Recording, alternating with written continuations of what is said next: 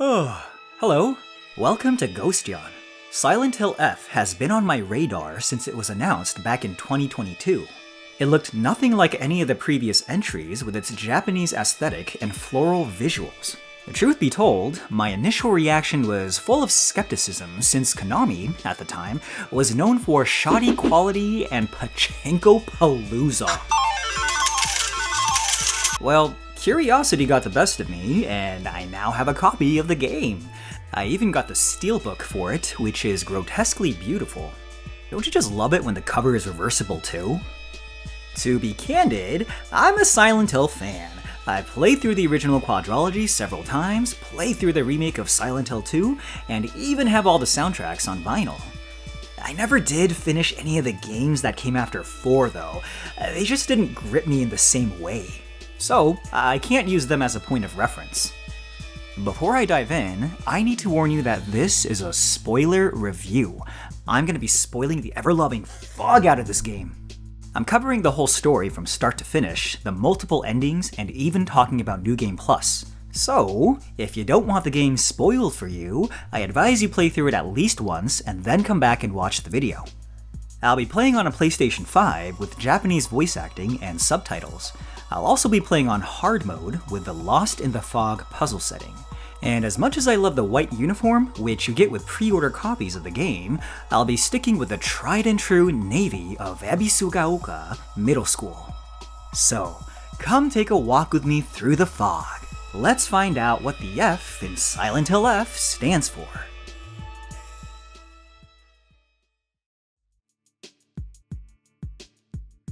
The game opens with a little girl talking to a doll. Apparently, she's been shunned by her friends because of hanging out with boys. Ew. Turns out, this girl is Hinako Shimizu, who is our main protagonist, and she was just reminiscing about this moment while waiting for her older sister, Junko. Hinako was thinking back on how much her sister used to look out for her when they were younger. She gives her sister a cute little bell, and the two embrace.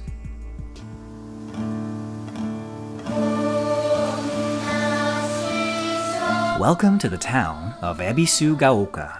It's a small, fog-filled mountain town set in 1960s Japan. Not much seems to happen here aside from farming, going to school, and worshipping deities. We cut to the Shimizu Residence where there's some serious drama going down. Oh! Hinako! 親に向かってその言い草は何だ? お父さん、やめてください. What's going on here? 純子、あんなにも高校娘なのに、どうして妹の前は何もかも正反対なんだ? Her dad seems, nice. Looks like he's got a drinking problem though. Right off the bat, I noticed that the subtitles are actually different than what's being said in Japanese. Junko wa anan no ko musume nano ni translates to something like, Junko is always such a good daughter. どうして妹の名前は何もかも正反対なんだ translates roughly to, why is your younger sister the complete opposite in everything? Localization is its own huge topic, and I won't be diving into it here. Now, to be perfectly transparent, I'm not fluent in Japanese. I just wanted to point out the differences though, for those who might find it interesting. Hinako's had enough of her loving family and leaves to go meet her friends. We get to move around. Wow, the game looks great. I love the subtle faint fog resting over the terrain and the lush plants and vegetation. We have a journal that lets us read up on all sorts of things we've come across as we progress the game, like characters. And we also have a handy-dandy map. There's Hinako's house, and tiny Hinako. Konnichiwa! On our way down, we come across our first mini shrine, or hokora. We can save our progress at them as well as do other things, which I'll go over later. Speaking of shrines, as we explore the town, we'll encounter areas covered in fox statues. I guess it's the spirit of choice when it comes to worship for the townspeople of Ebisugaoka. Man, does the whole town have a drinking problem?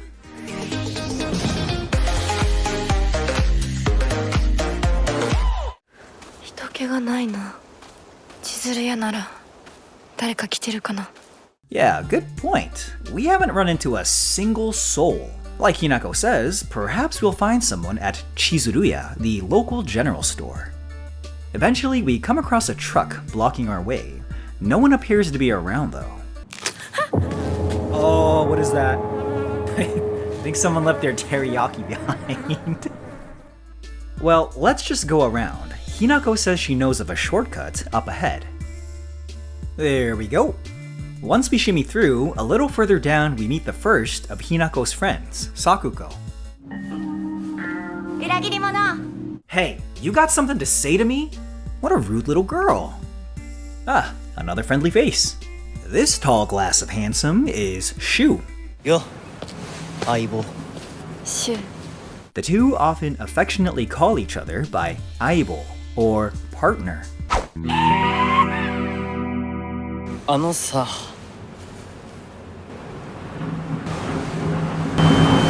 なんか言ってよ。お前こそ、なんか言うことはないのかよ。 So, apparently something had happened to Hinako, but it's not clear what exactly. Shu makes it known though that he's here for her. Ah, you can totally tell they're into each other. シュウ君、お待たせ。ひなこもいたんだ。何の話をしてたの？ They definitely like each other. いや、大した話は。This girl is Rinko. And that rounds out the cast. Sakuko shows up, and they all start talking with another playfully. 会えると分かってたら借りてた雑誌持ってくればよかった。ああ、貸したままでいいよ。リンコに貸した時点で戻ってくると思ってないし。んだと、こんちくしょう。As they're having a good time, a thick fog suddenly rolls in. Hinako is alarmed and loses focus of her surroundings, but Rinko calls out to her, snapping her back to reality. You better not say Uragiri. Uh-huh, yeah, that's what I thought. Oh, shoot! Oh, god damn!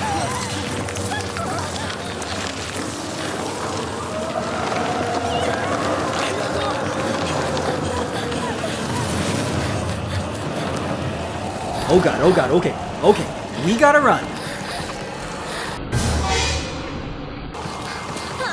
God, Hinako, get up! As tense as the situation is, it's actually pretty straightforward. Just keep moving forward and avoid the patches of red tentacles. If you get too close, you'll take damage and get stuck momentarily. We eventually hit a dead end, and our sister helps us.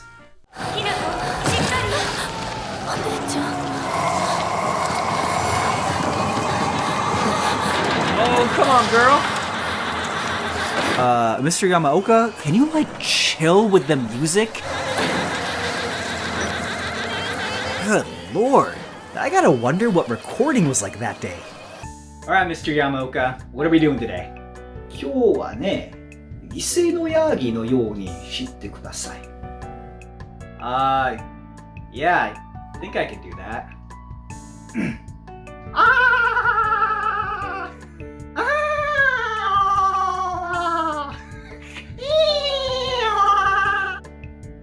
How's that? Yosh. Hinako is able to get away, if just barely. We owe Junko one. That experience took a toll on Hinako's condition. Lucky for us, our partner, hooked us up with some painkillers. They come in the form of these red and yellow capsules. You can use a healing item by first assigning it to a face button. Then you hold down L1 and press the face button that it's assigned to. That's better. We'll come across more healing items that will regenerate greater amounts of health, like bandages and medkits. Hinako wants to get back to Chizuruya to check on Sakuko, but we're in an unfamiliar part of town. We'll have to make it back somehow by venturing forward. As we're exploring the area, we hear a noise. I just know it's something bad. Oh, Jesus! Okay, no, it's cool. Just a monster. Let's keep calm. I mean, it doesn't even have eyes. Yup, time to panic.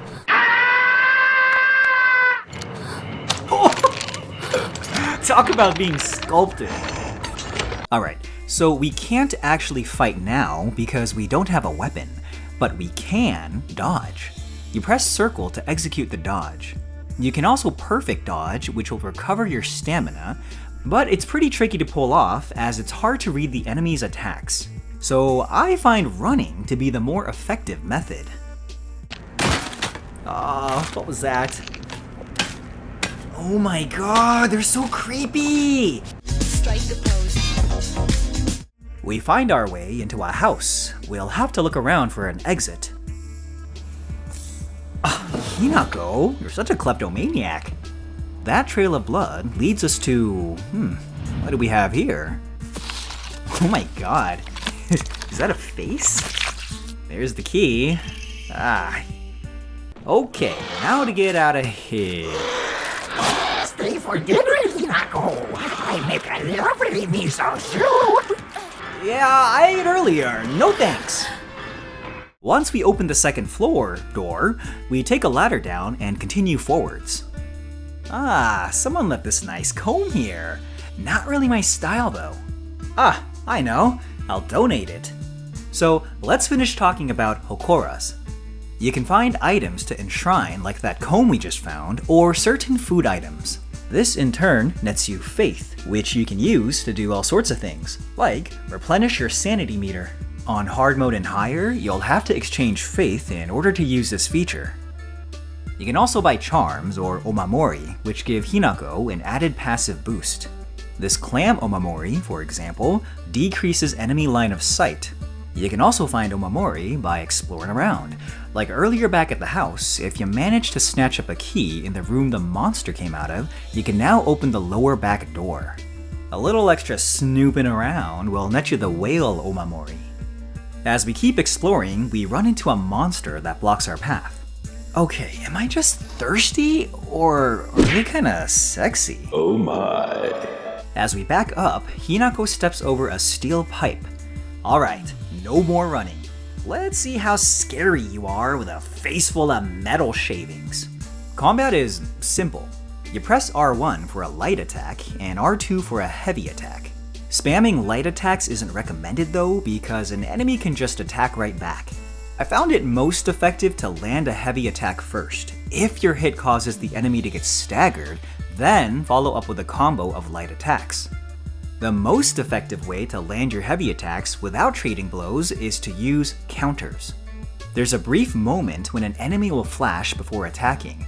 If you press R2 during this period, Hinako will rush forward and smack the enemy dizzy. This, however, will deplete some of your sanity. If your sanity meter gets completely drained, then you start taking physical damage. I'm fast forwarding a little bit, but later on the game tells you about focusing. You can hold L2 to focus. In exchange for sanity, you can charge up a meter that, when fully charged, allows you to unleash a powerful blow. Focusing also makes it easier to counter, extending the amount of time you have to react when an enemy flashes. And that covers combat. Quick thing, your weapons have limited durability. The more you use them, the more they wear down until they eventually break. You can repair weapons by using a handy-dandy toolkit. Finally, we make it back to Chizuruya, only Sakuko is even worse off than she was before. Man, that's a gnarly way to go. Hinako brings Sakuko into the shop and covers her up. Then she gives her friend a small but sweet send-off. ここならいつでも好きなだけお菓子が食べられるよ。おやすみ、サクコ。 As Hinako looks outside, a monster approaches the store. Damn it, we're closed! We don't have that special imported caramel! Holy hell! Once we take out the last monster, Hinako goes into frenzied adrenaline mode. Girl, it's dead! You got it! Okay? She experiences a headache and passes out as the fog envelops the area.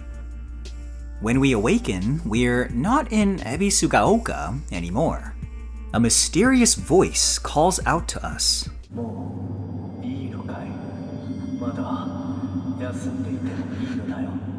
Yeah, I could use a breather.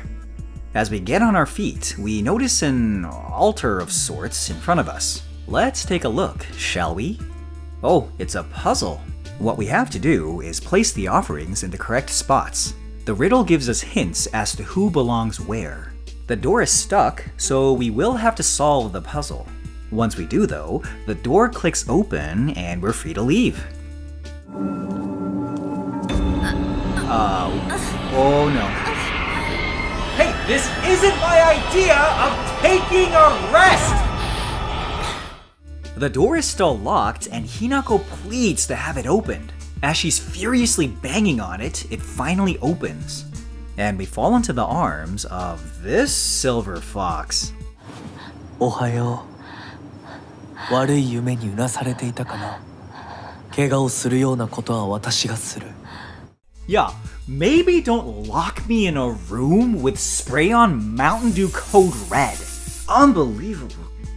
Well, Mr. Fox wants us to follow him, only he keeps A football field's length of distance away from us! I don't understand. Do you want me to follow you or not? As creepy as this place is, it looks stunning. I especially love the dynamic lighting given off by the lantern. A bit further down is a shrine where we find a weapon. It's a ceremonial dagger. Should be useful. Along the way, we see another shrine. It's flanked by two creepy-ass fox statues. Fox McGee tells us he's prepared a key for us, so we continue following him. Only he locks the freaking door behind him? What is this? When we interact with the door, we see a combination lock in place, and one of the dials is missing, so we gotta go look around for clues. We take a path that loops back to the knife shrine and notice our childhood doll?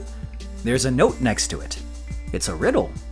We don't get much time to think though, as something approaches us from the dark.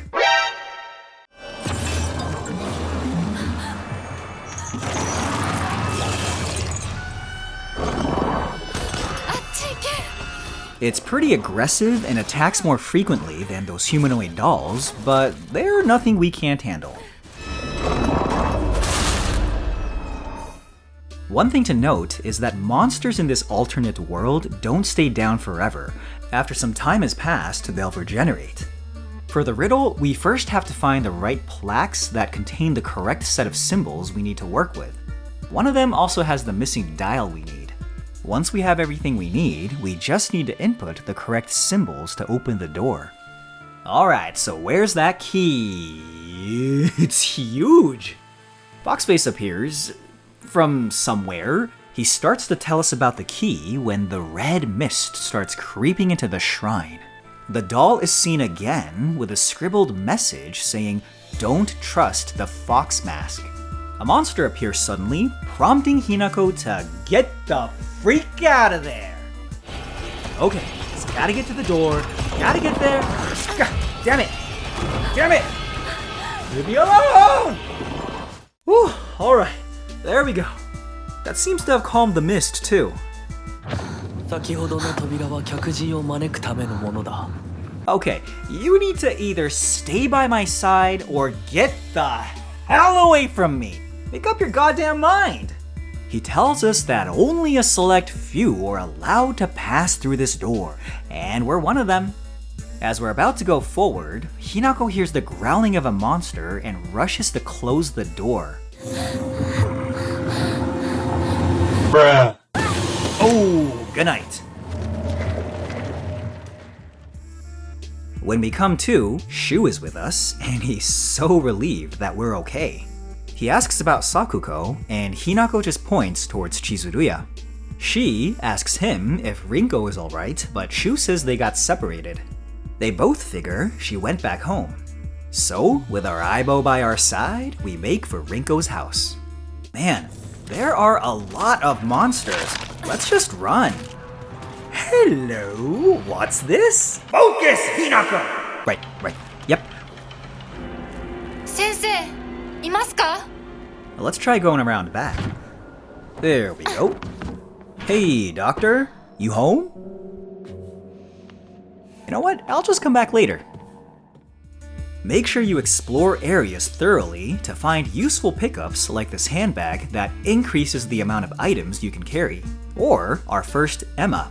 These can be used at Hokora to upgrade Hinako's stats as well as increase the number of charms she can carry. Alright, where to go?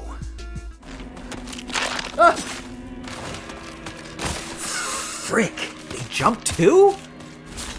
Yeah, not going through there. Don't! Push her up, come on! Jesus Christ, get off me! We reach an area that's just covered in nasty red stuff. It's blocking our way, so we'll have to go around. Of course, the building we need to go through is locked, so now we have to go look for a key. We end up finding it, but it comes with strings attached.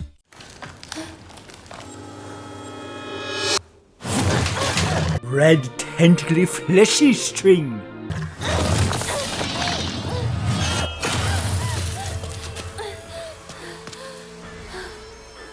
This part is actually pretty tense.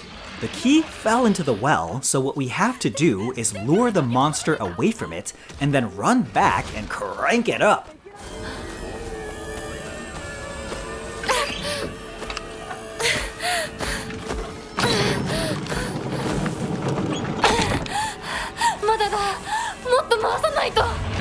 Doing it once isn't enough though, and we'll have to repeat the process multiple times. It's not as easy as you'd think though. It takes a while to crank, and the monster can catch up to you pretty quickly.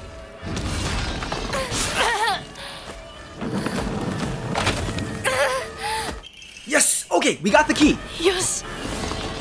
Open, open, open, open, open, open, open, open! Yes! Try getting me now, Tubby! A bit of swift maneuvering, and voila! Back outside.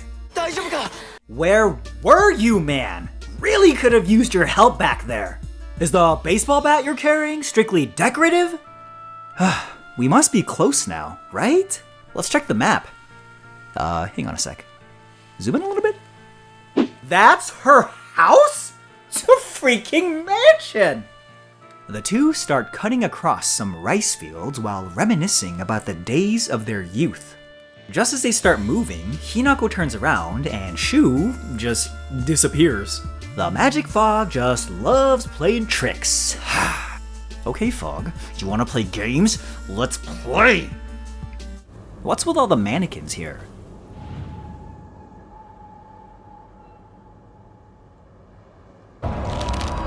Yeah, nope. So don't touch the creepy mannequins. Okay, so what you're supposed to do is start by checking this Scarecrow. It gives you a hint on which mannequin you're supposed to interact with. It says here, I think I'll give you a standing ovation, which didn't really help me.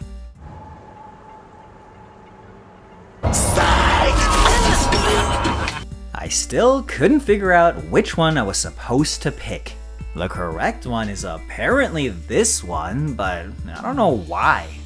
It points me to the next area though. Thanks. Chowder. That mannequin ussy got me acting unwise, boy. Look, I ain't got time to solve no riddles. What if I just pick them at random? Oh man, this is getting crazy. I can't think of a more terrifying sound than the thunderous shak-shak of 1,000 porcelain footsteps.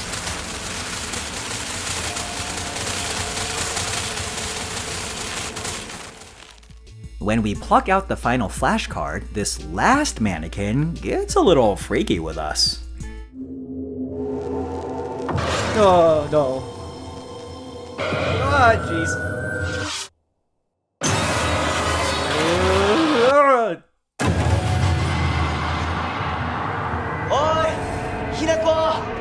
Oh, we're back. How about that? We finally reached Rinko's house. Let's see if she's home. Rinko! Shu da!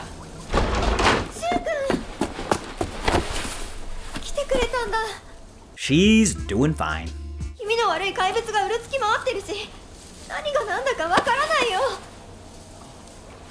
Ugh, this is awkward. The group head inside and start forming a plan. Shu and Hinako suggest leaving town to bring back help. However, Rinko says there's no way out. The bridge that leads out of the town has been smashed up. Shu suggests they try the highway past some mountains behind his house, and he wants to stock up on supplies as well. Rinko says there's a first aid kit from the kitchen, and Hinako offers to go with her. 台所どこだっけ? Oh, what? She is pissed. Is she gonna do something? Oh no. Girl, watch out! Oh my god! She is the scariest thing in the game by far! What? What? What? She really just pushed us down? Girl, when I wake up, your ass is grass! There won't be a tombstone big enough to write down how much of a bitch you were! We awaken again in the dark shrine world. This time we're in some kind of corridor section. We spot Sir Fox-a-Lot way over there. もう少し待っててくれてもいいのに。 Yes, thank you, right? He's so rude. There isn't much to this section, just a lot of locked doors, so we'll have to go around looking for a key to open them. Again, our doll warns us against the fox mask. We pick up a sculpture that we need to insert into some device, and it opens up a hidden door to a different room. Oh, snap! Okay, grab the long pokey stick! This is a naginata. It's a bit stronger than the dagger, making it easier to dispose of these creepy dolls. Eventually, we come across a large closed door surrounded by more of those fox statues. We'll need to find another key. As we step forward, we hear a familiar voice. Hinako, こっちだよ. Sakuko? Aw, this is so obviously a trap. There's a library in this haunted house. Yeah, I'm not going that way. These things are on the ceiling now? Yeah, nice try. Finally, we find the stone orb that we need for the fox statue. Let's go back to the door. What was that? Stop playing with me! Oh, hell nah! One creepy doll is enough for me. Take 20 creepy dolls and glue them together? I'm out. This new monster is a bit unique in that it's less of an offensive enemy, instead using attacks to immobilize us.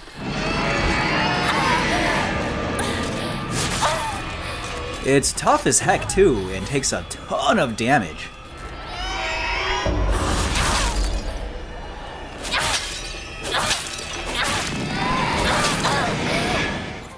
You have to make another mad dash for the door through all this nasty perfume. よし、やるしかない。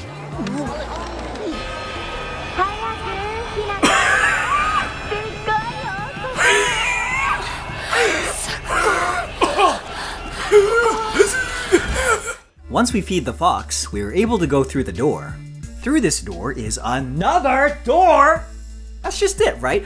Doors and corridors, corridors and doors. Where the hell is that fox guy anyways?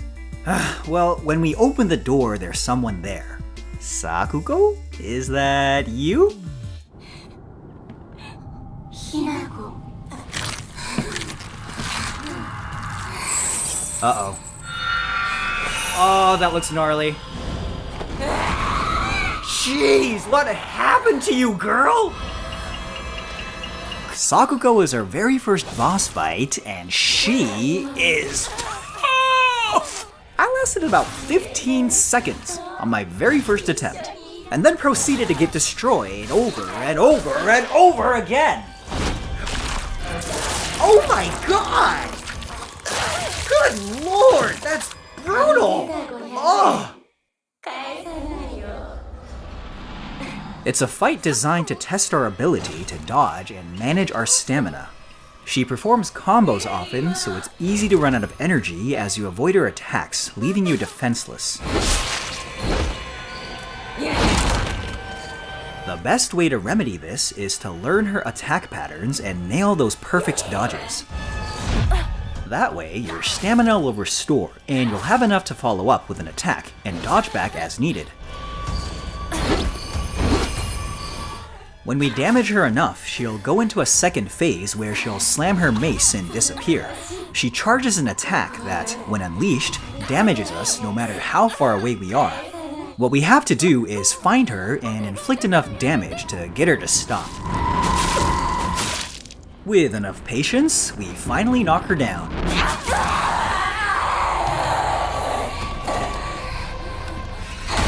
Oh! Dodge! Oh, what the? Oh my god, he can take a hit!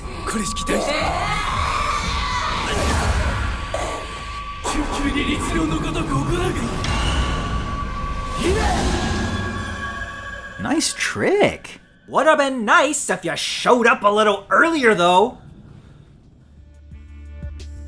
What does the fox say leads us into the next area. But before taking us further, he says we must first be cleansed. He takes us off to the side where there's a basin of water. I guess we have to drink and wash our hands with it. Alright, it's our turn.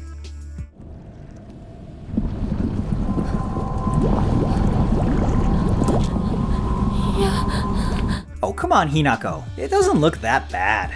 Just put some marshmallows in it and imagine it's a hot chocolate or something. Tell me what you're sipping on right now. Sipping on that hot cocoa right now. I ain't gonna lie. Slow break. Okay, so he reassures us that it's just water, and Hinako goes in for a wash and sip. Oh, damn. Oh, what the hell, man? Is this your idea of a prank?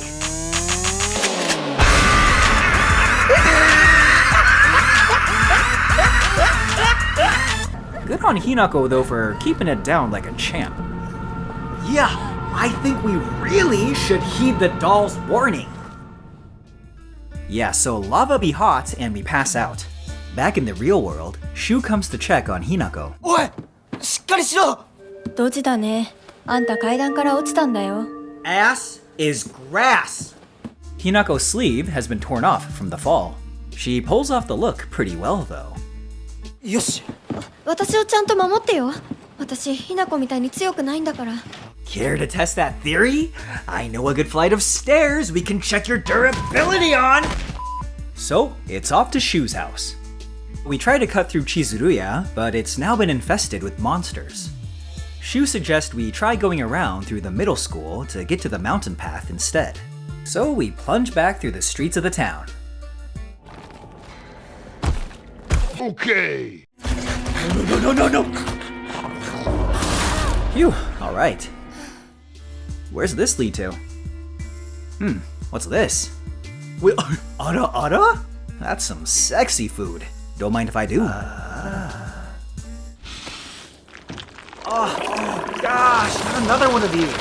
These ones look way creepier than the doll versions too. Ew, it threw up on me. Oh. Hang on. Wait. Let me try something. Oh, it's the cover. Ha! Finally, we make it to the school. The fence that leads to the mountain is locked up though, and we need to find the key. Except that they can clearly just hop the fence! Come on, guys, just jump over it! Shu tells Rinko and Hinako to rest while he goes to look for the key, but Rinko leeches up and asks him to stay by her side. Hinako's had enough of her nasty personality and says she'll go instead. Let's check out the bulletin board. Ooh, I wonder what this sheet music sounds like.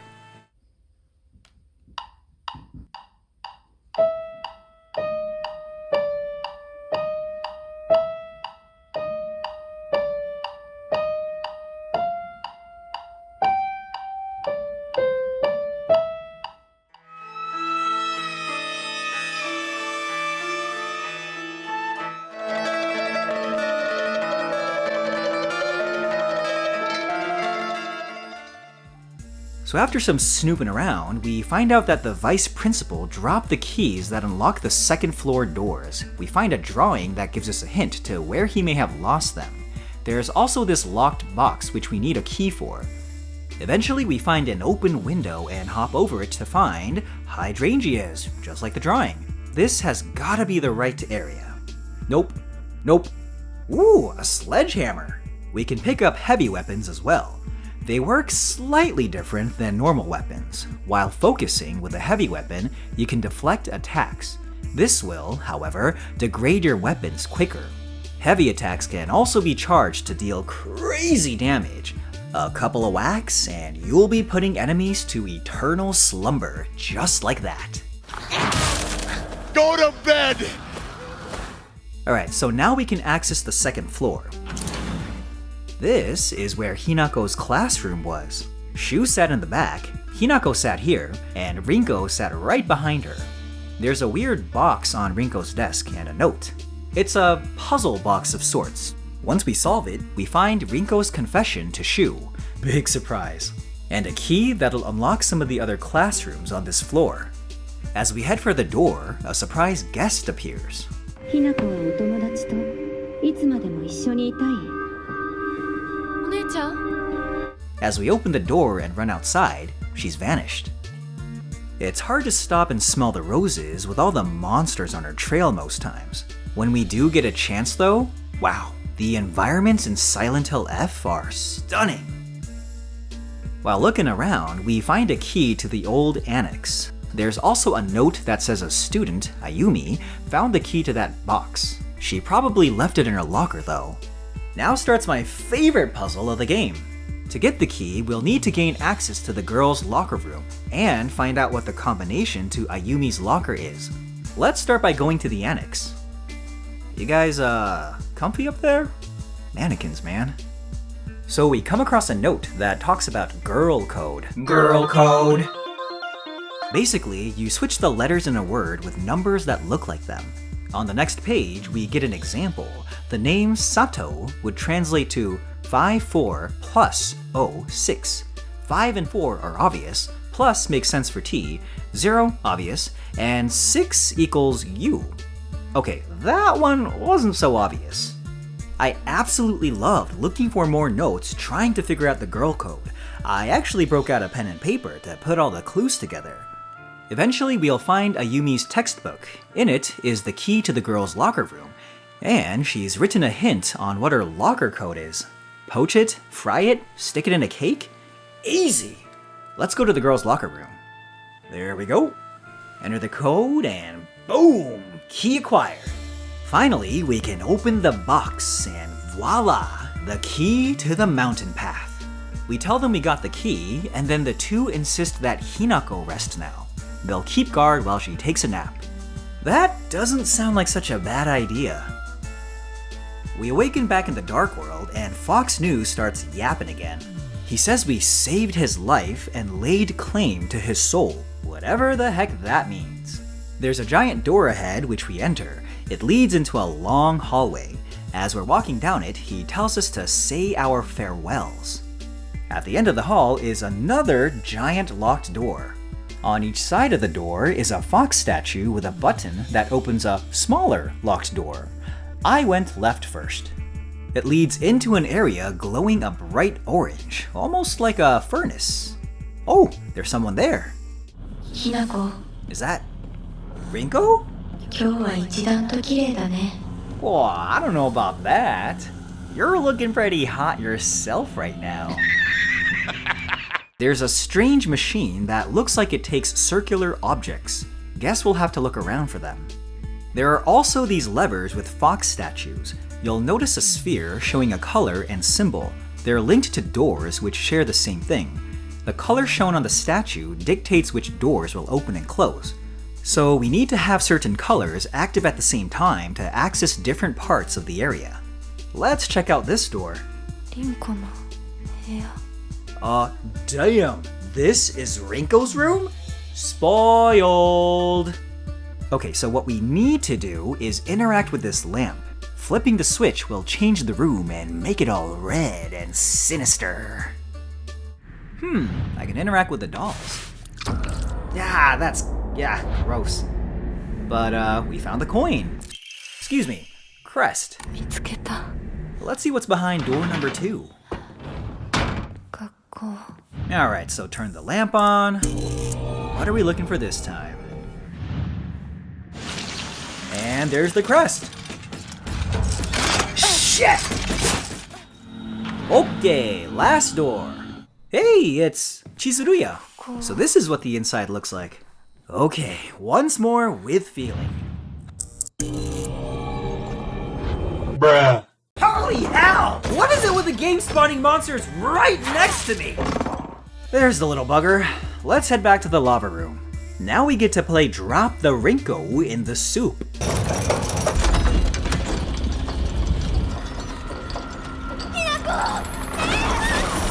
Oh, damn! Oh my god, she's still alive. Oh, jeez. Oh no. She just walks away. She Terminator 2's Rinko's ass and then just lumbers off like it's no big deal. Hasta la vista, baby. Honestly, I'm not sure if we're the good guy here. Well, we got a key, so let's go check out the other small door.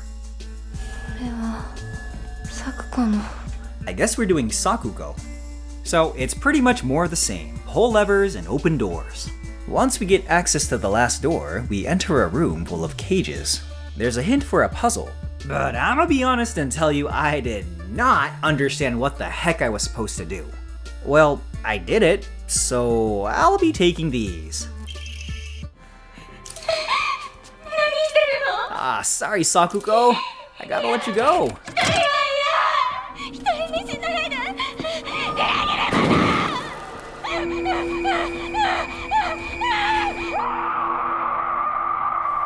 Sheesh, talk about cold. Okay, moving on.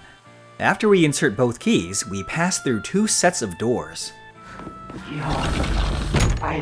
Shu? Aw man, we gotta let him go too? Laid out in the room are relics of Shu's past, but there are a few missing. We'll need to go look for them. Let's take a peek through here.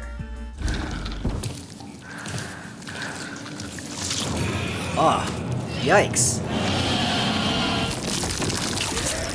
Oh, gross! Whose idea was this boss?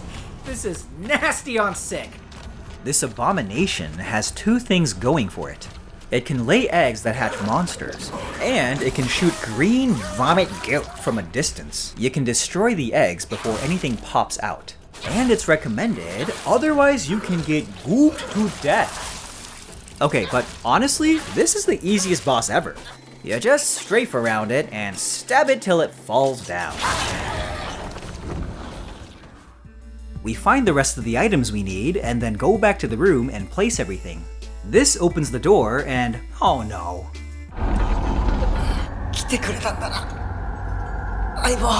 Just let the man go, Hinako. He's like the only nice person you know.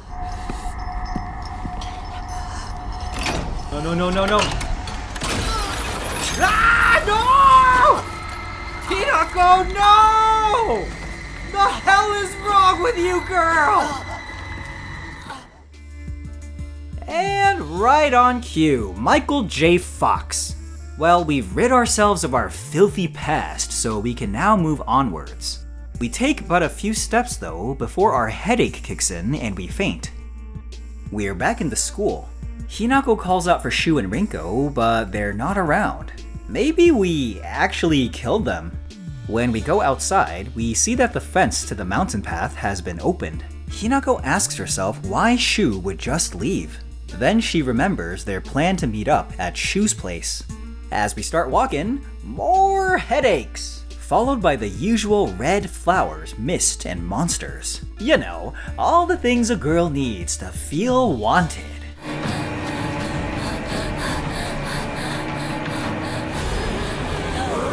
Oh, that was close. I'm thinking Fog Monster is actually not that scary if all it takes to stop it is a fallen tree. I mean, it's fog. It can just walk through it, right? Or go above it? All I'm saying is that maybe there are scarier things than a fog monster that can't katak. Excuse me. All I'm saying is that maybe there are scarier things than a fog monster that can't chase a high school girl for more than 10 seconds. Like another high school girl. We'll need to travel through the mountain path to reach Shu's place. Ooh, an axe! We'll eventually reach a locked gate to which we'll have to find the key for. So we go up this way and... Oh, be very, very quiet. They're sleeping.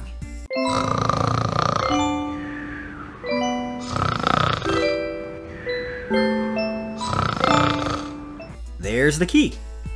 Now just gotta loop back to the gate. Oh no.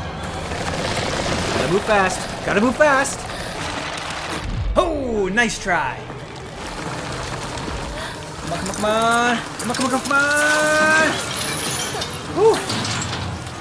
All right, we made it. Oh, spoke too soon. Oh shoot, go, go, go. Good lord, there's so many monsters. Oh, get off the echo, come on, get off. Come on, get off. It stopped. Why did it stop? Oh, religion! We're not too far from Shu's place now. But before that, if we explore a little bit, we come across an old shrine. Sakuko's family actually used to own it before it caught fire, I guess. If we travel further in, we come across some old tree. It's a divine tree of legend. The stories say that a powerful sword was buried under the tree. Finally, Shu's house. The front door is locked, so we need to search for a key. In the back, there's a little shed. This note reveals that Shu had been concerned with Hinako's headaches. It was clear to him that they were a result of the stress she was dealing with at home. He started giving her over-the-counter medicine to help her manage the discomfort. Now that we've got the key, we can get inside. Hinako opens the front door and calls out to Rinko and Shu. But they're not here. She's looking at an old photo of Shu when we hear the door. Shu! Holy hell!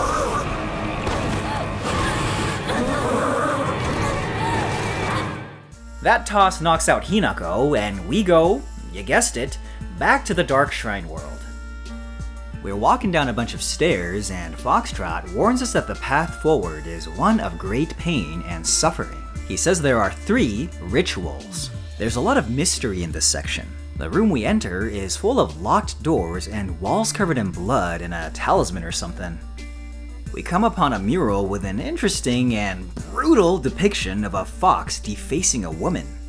And there's another one gnawing off another woman's arm.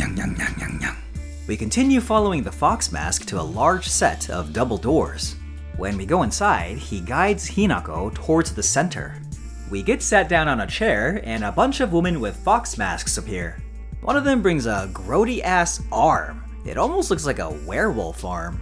Okay, this ritual is a lot. It's so gruesome that I don't even think I could show it on screen. So, allow me to water it down. Get this, phew. For this ritual, they want us to remove our right arm. And holy goddamn hell! I was actually cringing and wincing so hard through this. Just know that Hinako would probably make John Jigsaw Kramer proud. Oh, but it gets even weirder. They graft that grody-ass fox arm onto Hinako. And it looks so bizarre. I don't think beautiful is the word I would use to describe this. Terrifying, perhaps? Or hairy seems more appropriate. I mean, look at her! She looks like she belongs at Bloodborne!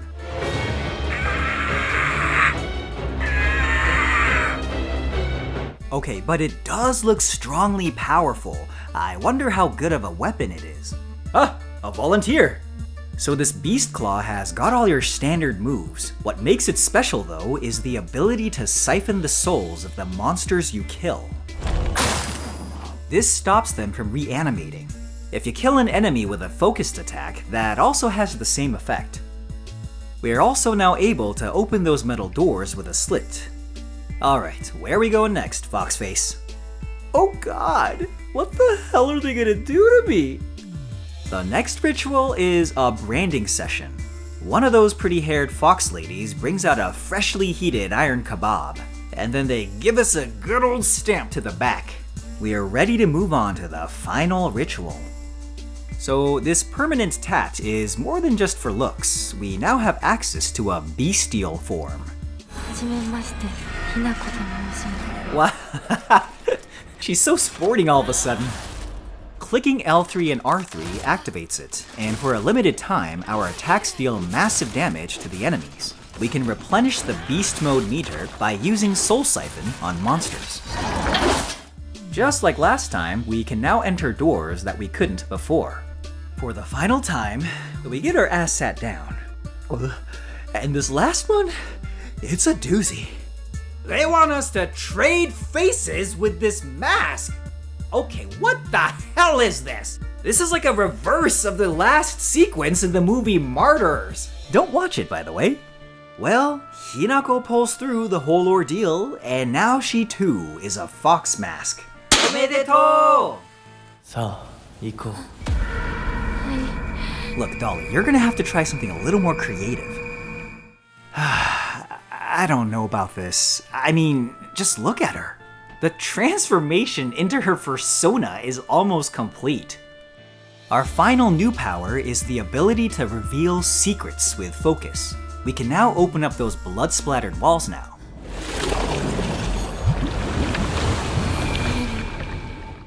Once more, we follow for Fox's sake.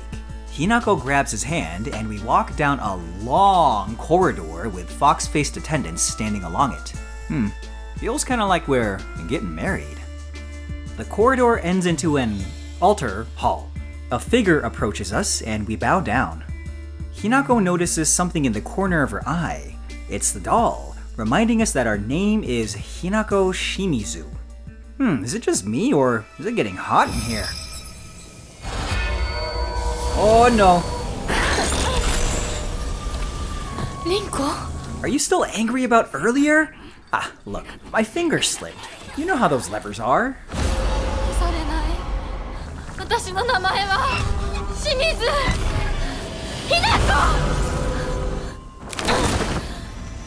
Oh my god! Look at her hand!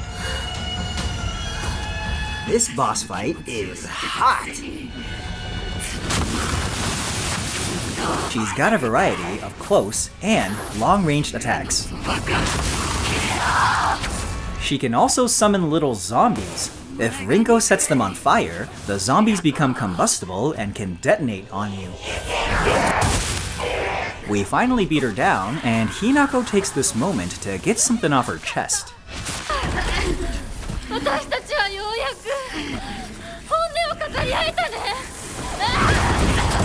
God, I bet that was cathartic.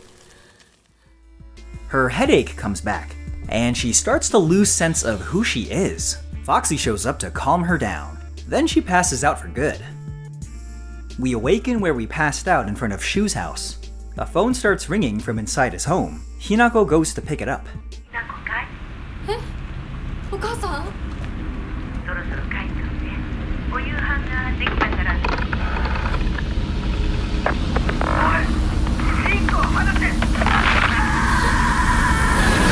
Dear Lord, that did not sound good. Oh great, Junko's here too. She tells us that we must decide our future and that we're running out of time making our choice. And then she's gone, like the fog. Hinako perks up and begins to worry about Shu and Rinko, so we head down the mountain back towards our home. We finally make it out of the mountains into town, and it is not doing well. One cool thing of note is that as you progress the game, the start screen actually gets more and more infected. We cut through a playground and get a little flashback. A boy has been bitten by a dog and a little girl shows up to help. She brings some adults to the play-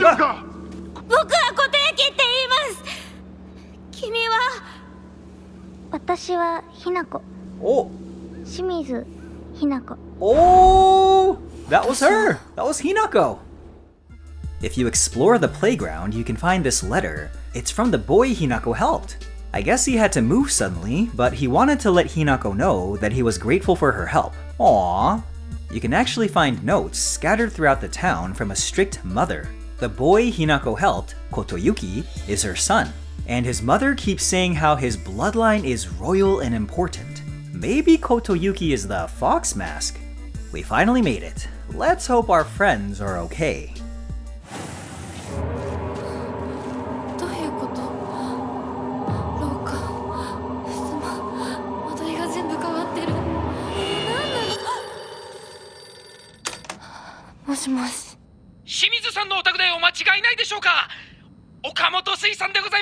Wait a sec. Okamoto? The Shimizu Residence is a series of puzzles, with the main puzzle being this door. It's missing 3 plates, so we need to look around, explore all the rooms, and pick up items to progress. Actually, the door we really want access to is here. Let's see what's in here.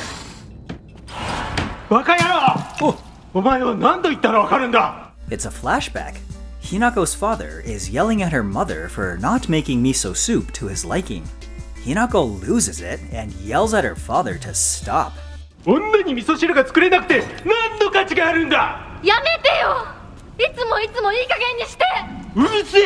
She also snaps at her mother for not standing up to her father.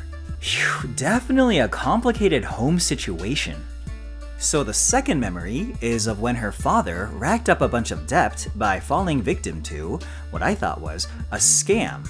Their family had to live on the leaner side, and this made Hinako boil with anger. She snapped at him for mismanaging their family's finances. Her father was outraged at her speaking out against him. He even throws a knife at her.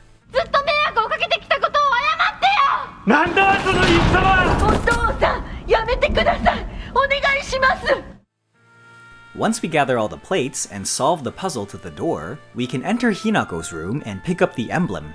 This triggers another flashback. I love the mom's voice. Shu called to talk to Hinako, but she wanted to pretend like she wasn't home. I guess that's it. Right as we're about to leave, something wild happens. There are 2 Hinakos? This scene was a little confusing for me. Other Hinako says we are her, but she is not us. We are Hinako, but so is she. She does say that she may not have Shimizu Hinako's heart and mind anymore, which leads me to believe that this is none other than Hinako from the Dark Shrine world. There are notes that talk about taking drugs that allow you to communicate with your inner self with more clarity. This scene may be a representation of that. Well, to make things more confusing, other Hinako says that she could have killed us anytime she wanted, but that we have to fight to the death as equals. She's annoyed that we're not taking this seriously and that all we do is run away.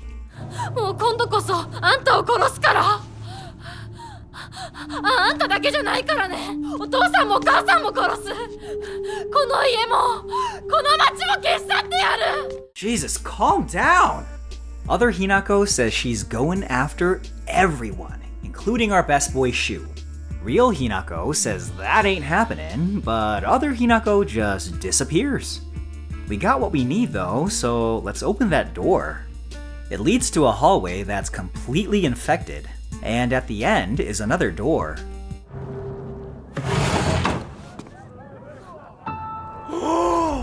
Oh no! Oh my gosh! Oh, she got toasted for real! Oh my god, no! Jeez, this game is darker than I thought!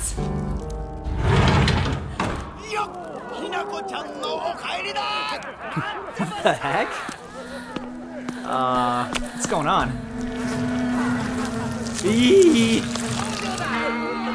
Oh, the parents! Oh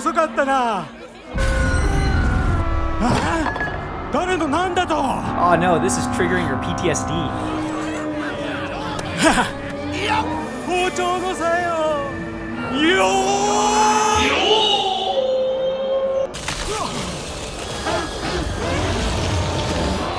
Oh, here we go. Why is it that I see these two everywhere? Okay, Mom, stop. Calm down. Jesus, step off! So this fight is actually not too bad. We've dealt with a large monster before, and its moveset is no different here. Momster is more unique, but she basically fights like a mannequin. She can throw knives at you though, so don't get too comfortable staying far away. You know, I was having a hard time spotting you, Dad. And dead.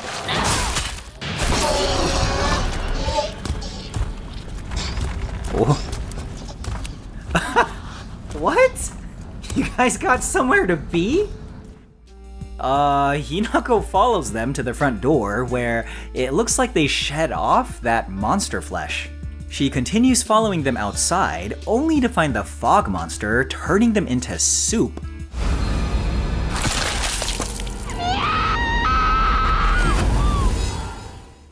The turmoil of losing both parents like this is too much for Hinako to handle. She gets another ache in the head and faints.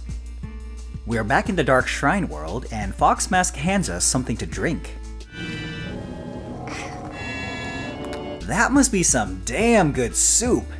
We are back to playing Follow the Leader. When we reach the door we came through before, it leads into a completely different room. Up ahead is the main puzzle of this place. We need to find 3 crests and place them in the right spots. So you go through clearing rooms of enemies and finding boxes that have the crests in it. In the last room, when we try to open the final box, Junko appears, and we have a little conversation with her. She asks if Hinako killed it, to which she replies, yeah. Junko asks if Hinako is sure, and now she isn't so sure. Junko says she'll cover for Hinako today, but if it's still alive by tomorrow, that Junko will end Hinako.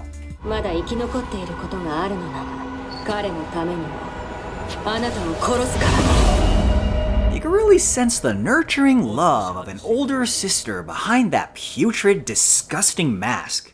I mean, really, what's an older sister without a little tough love? Okay, thanks for the pep talk, big sis. Let's go solve the puzzle. Once we get the crests in the right slots, the wall melts into a fountain of blood to reveal a door. On the other side of it is a statue of 2 foxes. Fox Mask then hands us a box. He walks us over to the statue and we open our boxes. Are those wedding bands? They exchange rings and put them into the slot. Another door opens up. But before we can go through it, Hinako in the real world wakes up. Unfortunately, it's to the reality that her parents and friends are all gone. And she is pissed!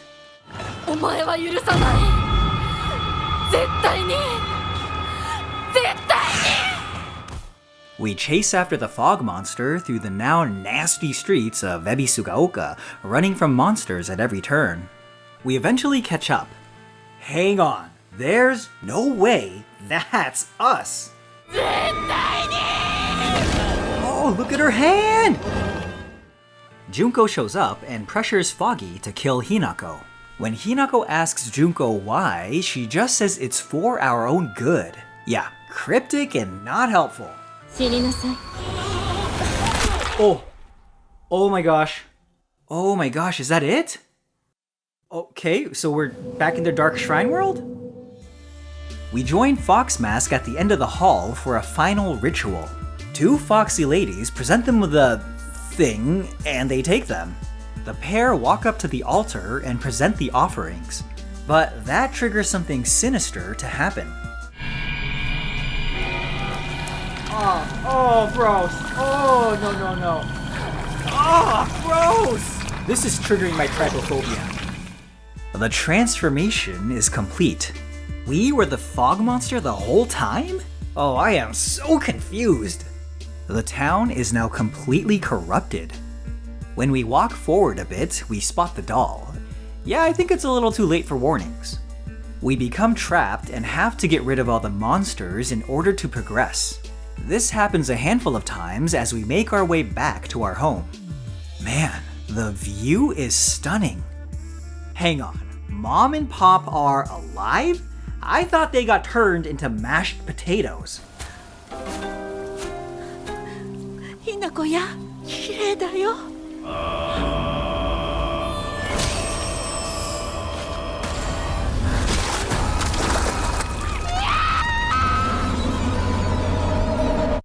Okay, this timeline is confusing the hell out of me. Well, somehow, Hinako as we know her wakes up in the dark shrine world, which is confusing because it's usually the other Hinako that wakes up here. This place is none other than the first area we ended up in when we initially woke up in the dark shrine world. But this time there are cute little blue spirits lighting up the place. So there's no real exploration for this part. We just need to move forward and fight until we reach the door leading to the main hall, and eventually the long hallway leading to the altar room. Junko is there, and she's surprised that we're still kicking around. Hinako is, understandably, upset. But Junko tells her to calm down and then asks if she understands why she's here. Then, Hinako flips out. ここはどこ？怖いや。辛い。気持ち悪い。帰りたい。それは何の？あなたいつから飲んでるの？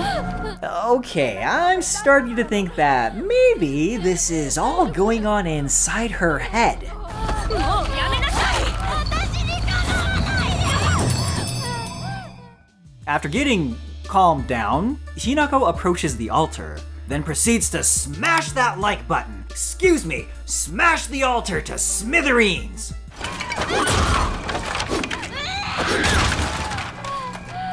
You seem calm, relaxed. The pills are really helping you keep your composure. A familiar fog starts to take presence within the room.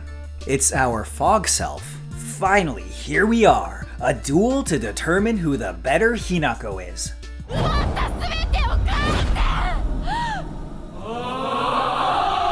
Ooh, that sounds so creepy.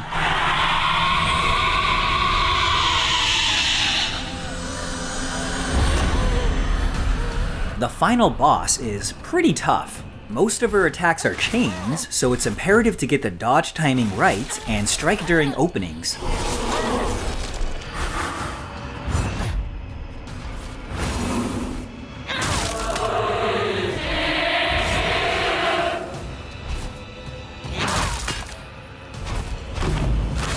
If you die, we get a unique game over sequence. ひなこを渡したりなんかしない。 Oh damn, the girl is just too angry. As we deal more damage, she'll expand her moveset.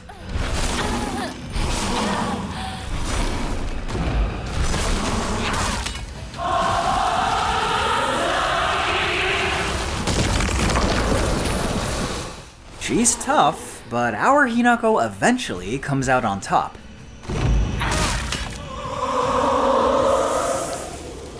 It's not really a victory though. Hinako is at her absolute limit.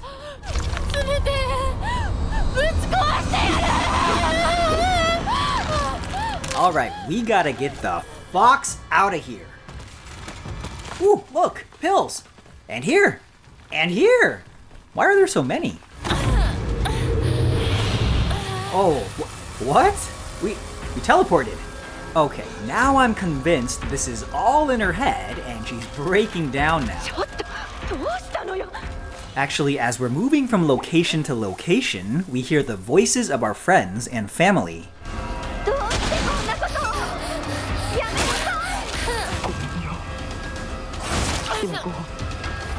Jesus, look at all these pills! Oh, we made it! Huh? Sirens?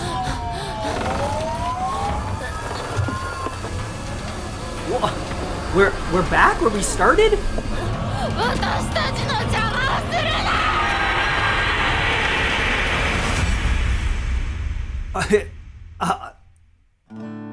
Are you kidding me?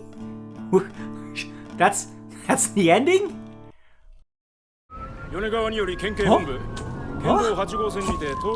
It's not over.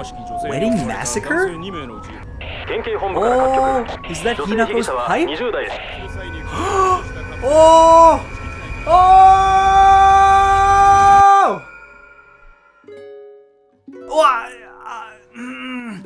I have so many questions. What kind of ending was that? There are so many loose ends. Was the fox mask the little boy Hinako met? Kotoyuki? What's with all the fox stuff in the first place? Are the monsters real? Was Hinako just having a major drug trip? Thankfully, we don't have to wait for a sequel to get more answers because we can now jump into New Game Plus. For those unacquainted, we can start a fresh playthrough with all upgrades, items, and even notes carried over. In the case of Silent Hill F, this even changes some cutscenes, adds new areas to explore, and we can pick up new notes that help bring more context to the story and characters. And of course, there are a slew of different endings we can get. In total, there are 3 additional endings plus a special ending. We've unlocked the Lost in the Fog combat difficulty, so let's kick things up a notch. Also, why don't we try the white uniform this time? Now, I really want to just go over the completely new gameplay content and endings, as it would just take too long to go over every difference in dialogue and cutscenes. To give you an idea of the kind of differences, I'll go over the beginning for New Game Plus. Immediately, the dialogue is different. Young Hinako is talking about how the idea of marriage doesn't appeal to her, rather than her being outcasted by the other girls for playing with boys. Ew. When she's at her parents' house, we hear more dialogue about what made Hinako upset and want to leave. Her father is talking about Hinako somehow being able to help pay off his debt, although it's not revealed outright. Lastly, in the scene where Hinako falls down the stairs at Rinko's house, we can see some red stuff where she was standing, which paints a different context to the scenario. In New Game Plus, we are now able to enter places we couldn't before, like this house. Looking around, we'll find a note from a little boy about a treasure hunt and a key as well. There are small boxes scattered throughout the house we'll have to open to find the treasure. But be careful, because some of them are rigged with traps. Like the doo-doo spear? Opening the correct box will net us a faded bride doll. Now, for the second part, when exploring the town, we can now come across photos that show a hint. They show a spot where we can find a Jizo statue to place an offering, like the faded bride doll. There are 5 in total spread across Ebisugaoka. If you interact with a statue before finding its corresponding item, the statue blesses you with a pain-inducing vision of where to find it. Once we find all 5 statues and present each one an offering, we can find the sacred sword of legend under the old divine tree at Sakuko's old shrine. And guess what? You can actually use it as a weapon! It has no focus attack.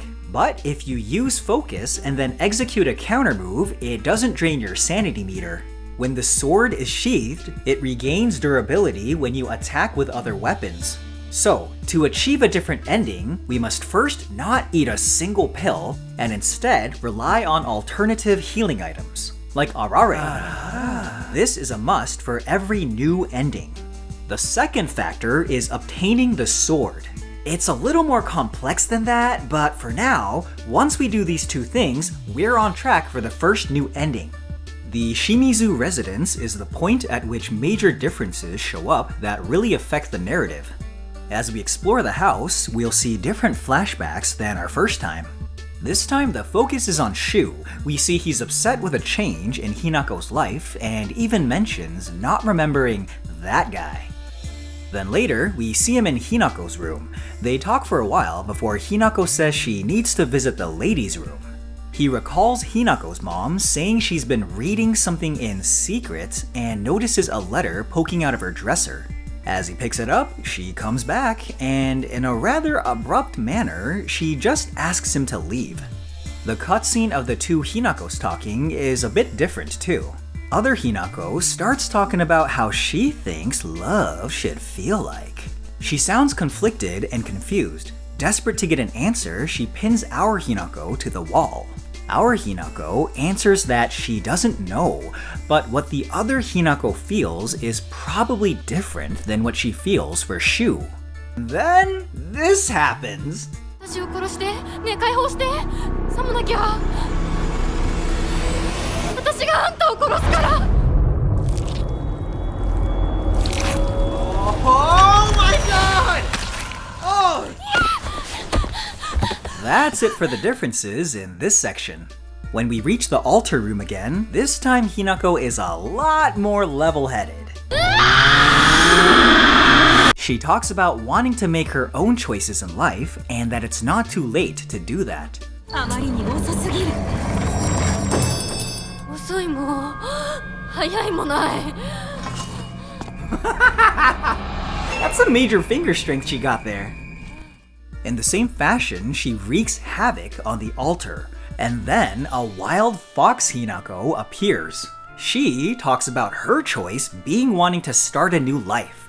Then Gandalf the White here tells Foxy to go back to being Shimizu Hinako. Okay, so to address all this indirectness, it's pretty clear that the game is talking about marriage. All these versions of Hinako, I think, reflect the conflicting parts of herself that accept and deny the marriage. I mean, we see the two exchanging rings for crying out loud. That's why other Hinako was asking about what love should feel like, why in the new intro Hinako's dad was talking about his debt getting erased thanks to Hinako, and why Shu was so upset in the flashback. It's heavily implied that it was Kotoyuki, the boy from the playground, that asked Hinako to get married. That's why Hinako talks so much about making choices and why she feels so strongly about making her own choices. Fox Hinako becomes Fog Hinako, and now we have to fight her again. But only her first phase. Once we do enough damage, a new cutscene plays out. Uh-oh. You don't seem very happy. Hinako! Oh! Nice swing, Aibo! Wait, he's alive? Oh, he's up.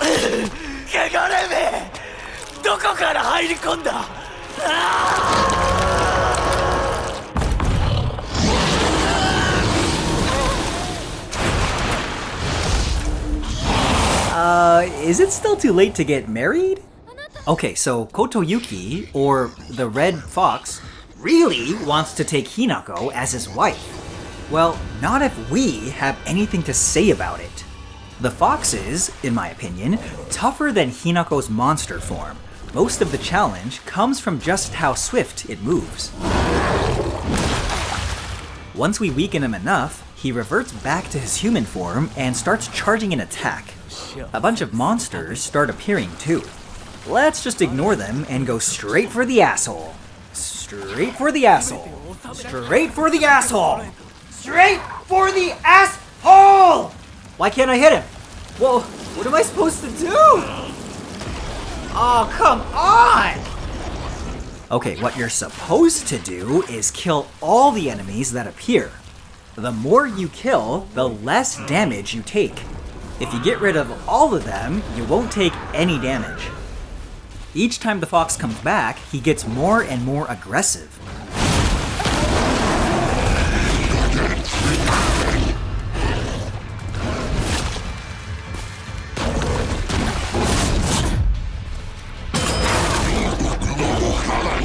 Once you get to the third time he charges his blast attack, all you gotta do is get rid of the fat monsters. And then it's good night, Fox.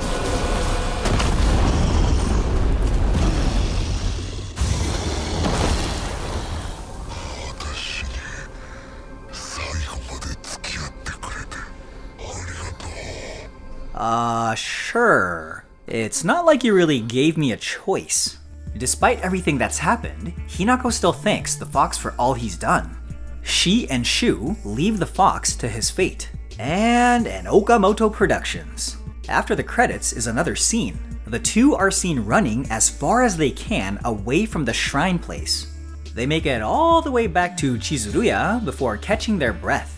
Shu tells Hinako that he came to her aid because she showed guts and spoke up about how she truly felt. That is, that she didn't want to accept Kotoyuki's marriage proposal. The two continue running, and we see our childhood friends palling around with each other.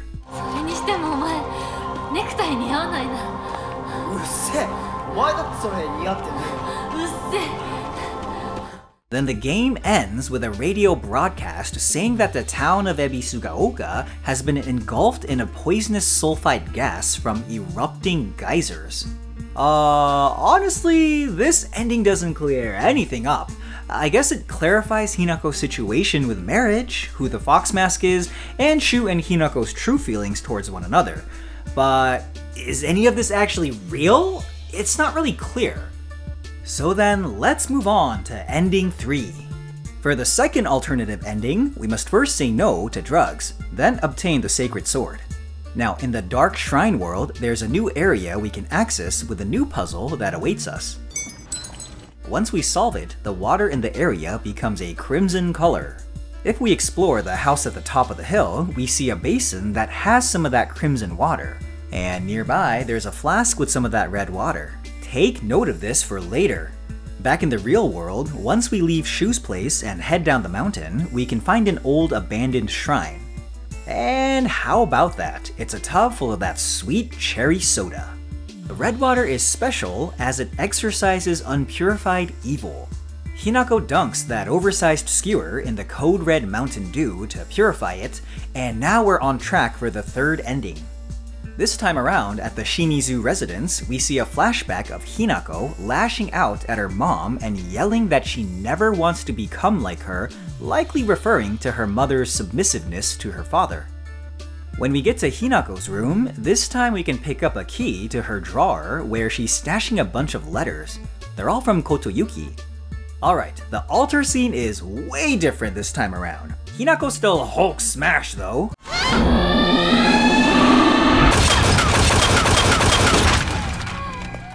Fox Hinako shows up again and the two rush at each other.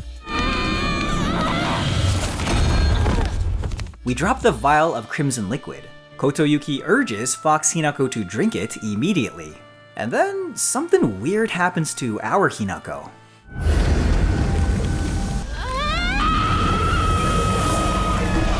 Oh, girl is possessed! So that's it? Game over? Oh, hang on. Is that Shu? Oh, another nice swing!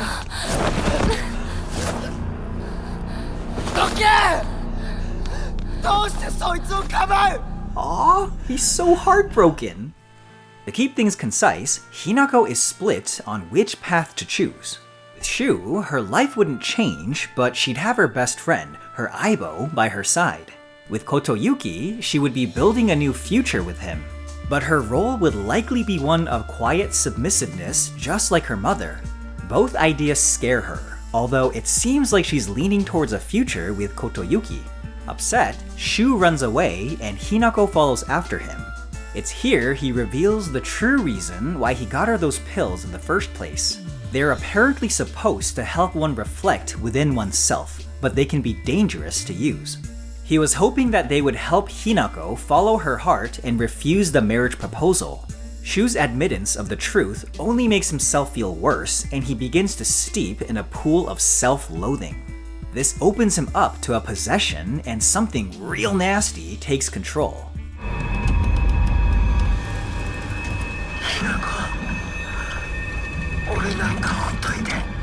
No chance in hell, partner. Just hang tight. I'll smash this thing as quick as possible. Yep. And dead. Take 2. Woo! Come on! Man, the team knows how to cook up some good boss fights. Really cool design, and there are some good challenges with this one.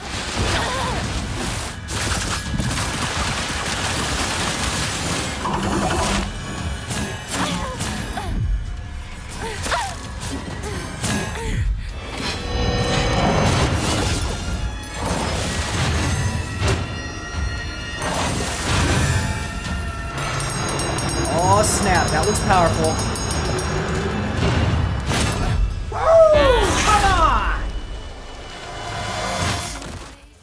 After a long fight, we finally beat it. It starts spazzing out, and then Hinako smacks the living daylights out of it.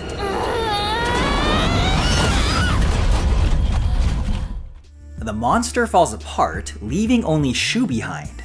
Kotoyuki shows up, and the two men argue over who Hinako belongs to.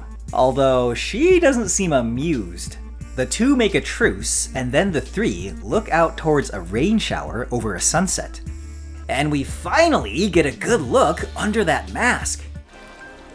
Oh no, he's hot! Shu, I'm sorry, but I understand why Hinako would choose Kotoyuki. Roll Okamoto. In another post-credits scene, we see Hinako standing outside a familiar shrine setting.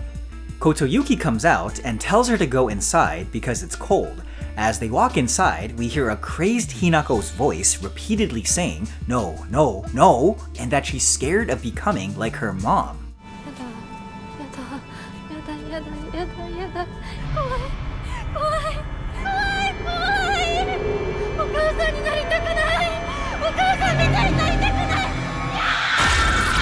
What the hell, game? There's not much that really disturbs me these days, but Silent Hill F has somehow been able to unsettle me several times. Well, this ending made even less sense than the last. Maybe the last one will tie everything together. For the final alternative ending, we stay clean from drugs, purify the sword, and we have to do one more additional thing. When we have to go up to the Shimizu Residence, a new path opens up that was blocked before. At the end of the path is a Jizo statue. We can choose to offer it the brooch we received from Kotoyuki. When we reach Hinako's house, we get the most substantial additions yet. We get a full cutscene with Hinako's mother. First, she reveals that she knows that Hinako thinks that her own mother is too weak to stand up to her husband. Then she reveals some new things about her father. Ah, the little hand tap. So, Dad's dream was to open a small shop with a friend. This friend was apparently really close with Hinako's father, but I guess one day the friend took all the money her father had saved up and fled. He was very hurt by this, and that's why we always see him so upset. His anger boiled up to the surface, burning those around him. Hinako's mother adds that he would always apologize to her for his hot temper. But in regards to his kids, he didn't want to appear weak in front of them. And the man just has too much pride. Of course, Hinako still doesn't think his actions were justified. Mom continues on, even addressing Hinako's assumption that married women become submissive and powerless against their husbands. でもね、あんたが思ってるほど女もお母さんも弱くはないんだよ。お母さんとお父さん大喧嘩したことがあるの。お母さん、お父さんが謝ってくるまで徹底的に無視してやったよ。お父さんの嫌いなものばっかりにして、お茶に雑巾の絞り汁入れてやったこともあるの。Damn, Mom, you filthy! Then, in an actually very heartfelt scene, Hinako's mom apologizes for making her worry so much. 娘のお前に心配かけたのは申し訳ないと思ってるよ。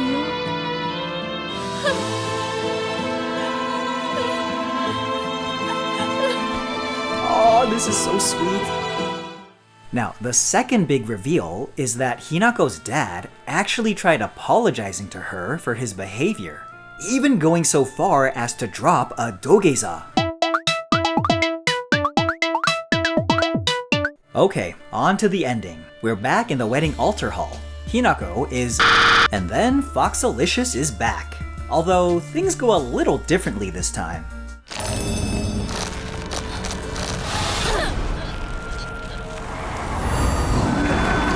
What the heck?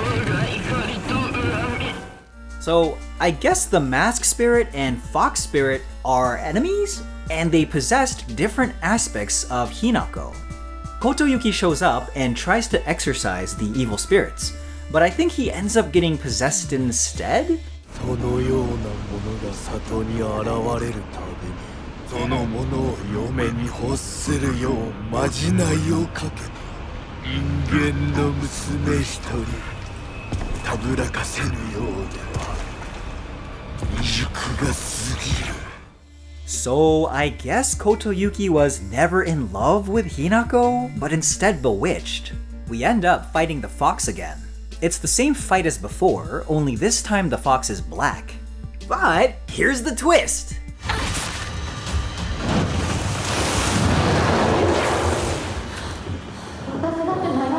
Hello?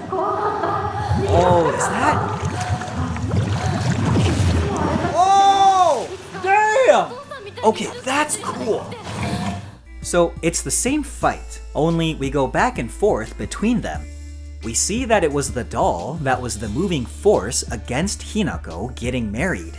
The area begins to quake, and Kotoyuki guides the two Hinakos outside. He says he'll take care of the unruly spirits. Then he apologizes to Hinako for proposing to her without asking what she wanted.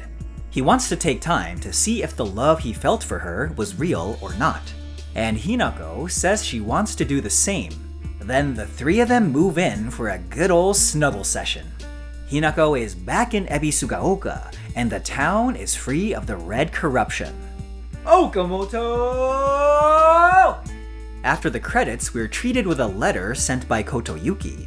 He just shares the 411 on his life and that he's reevaluating his feelings for Hinako. Ew, what the hell? Okay, so I guess this is still in Hinako's head. The two talk about what they want to do next. The beauty is that Hinako has agency in choosing what that next step should be. The game ends with the two of them sitting atop one of those arches overlooking the town in silence. Okay, I've got a lot of thoughts, but first, let's talk about that special ending. Ever since the first Silent Hill game, there's always been an inclusion of a UFO ending. It's a kind of joke ending and a tradition upheld in every new entry. In order to view this ending, you first need to find a radio broadcast that mentions something about a bridge being destroyed by an unknown object. You can find the radio in a basement during the beginning of the game. Then you need to go around the town looking for posters with aliens on them. Come on, Hinako, not this again! No, the posters look like this. It's for a movie called The Great Space Invasion! There are 3 of them, and you need to look at them in order, starting with poster number 1.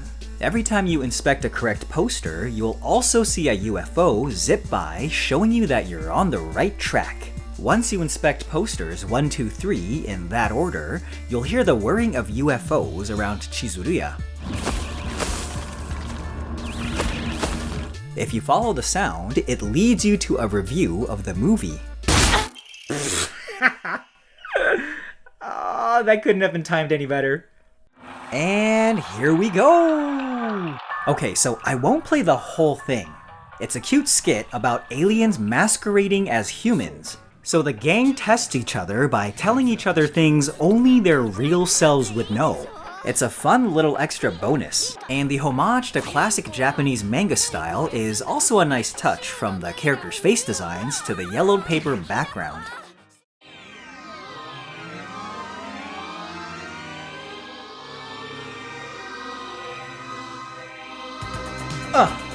Okamoto presents The Scary Story was written by Rokishio7.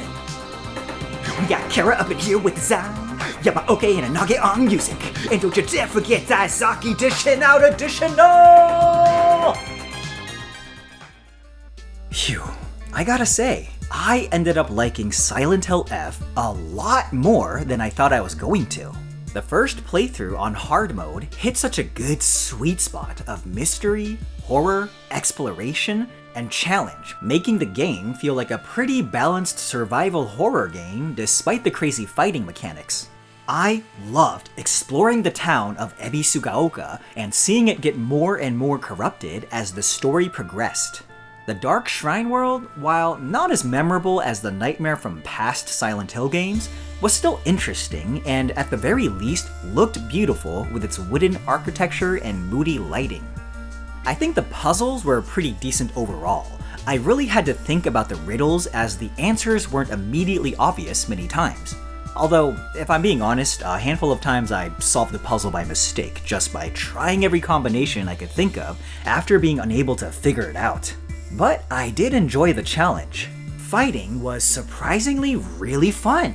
Yeah, it's janky, but you can get good at it the more you do it. I went from dreading encounters to feeling like freaking Doom Guy ripping and tearing through monsters. Using counters and focused hits feels so good. The weapon durability was handled well, I think. Nothing ever broke too fast to the point it was annoying. If a weapon did break, I was always able to find another one soon after. Or I had a toolkit on hand to make repairs. Now, the boss fights, man, those were punishing. But the team really knocked them out of the park. They were so much fun and felt totally different than normal encounters. Each boss also feels unique with their own set of challenges, so it never felt like you were doing the same fight twice. And they all have stellar designs. Okay, so I love playing Silent Hill F, but what about the story? To be frank, the compelling narrative is deflated by the fact that it doesn't seem to take place in reality. My take, after playing through all the endings, is that everything is happening in Hinako's mind. The pills that Shu gives Hinako made her plunge deep into herself and deal with her conflicting choices. There is no fog, no monsters, no fox spirits or demons. Everything we see is just a representation of Hinako's thoughts manifested in a twisted nightmare because of the pill's extreme effects. I mean, characters like Shu die, but a few scenes later show up like nothing ever happened. Because of this, the narrative and everything that happens doesn't hold as much weight.